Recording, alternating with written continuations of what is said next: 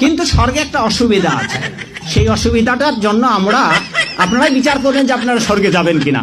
স্বর্গে, সঞ্জয় বাবু, স্বর্গে একটা অসুবিধা আছে, সেটা হচ্ছে কি, যে যেই পরিমাণ আপনার ক্ষুধা লাগবে স্বর্গের দেবতারা এই পরিমাণ আপনাকে খেতে দেবে না।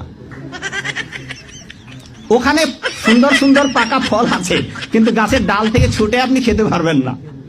ক্ষুধার ঠেলায় আপনি জল খেতে যাবেন, ওই সরোবরে নদীতে যে স্রোতস্বিনী ধারা আছে, ওই জল আপনি হাতে উঠে খেতে পারবেন না। তো ওখানে যারা স্থায়ী দেবতা আছে, ওরা যা খাইতে দেবে আপনার তাই খেতে হবে, ফলে স্বর্গ শান্তি নেই। জান্নাতের সবচেয়ে বড় বিষয়টা কি? আল্লাহ পাককে আমরা এই চোখ দিয়ে দেখতে পারবো ইনশাআল্লাহ। জান্নাত মানে কি? যা ইচ্ছা তাই করতে পারবেন।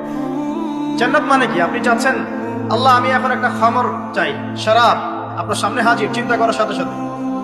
জান্নাত মানে কি? আল্লাহ আমি আপনাকে দেখতে চাই, আল্লাহকে আপনি দেখতে পারবেন। জান্নাত মানে কি?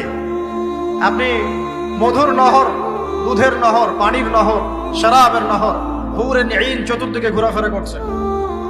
একজন নিম্নমানের জান্নাতি, মানে সবচেয়ে শেষের দিকে যারা জান্নাতে যাবে, তাদের সাথেই দুজন করে হুরে নিন, আহাল পরিবার তো আছেই, গিলমান পানপাত্র নিয়ে চারপাশে ঘোরাফেরা করবে। জান্নাত মানে কি? যেখানে যা ইচ্ছা তাই করা যাবে, বলার কেউ নাই, বাধা দেওয়ার কেউ নাই, সেখানে কোনো মৃত্যু নাই, সেখানে কোনো অহেতুক কথাবার্তাও নাই, কোনো গাল গল্প নাই, কোনো মিথ্যা নাই, কষ্টের ক্লেশ মাত্র নাই, থুতু ফেলতে হবে না। জান্নাত মানে থুতু ফেলতে হবে না। জান্নাত মানে হাঁচি হবে না, নাক ঝাড়তে হবে না। জান্নাত মানে ইস্তেঞ্জা, পেশাব পায়খানা করার টেনশন নাই।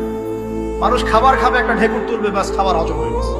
আর জান্নাতের সবচেয়ে বড় বিষয়টা কি? আল্লাহ পাককে আমরা এই চোখ দিয়ে দেখতে পারবো ইনশাআল্লাহ।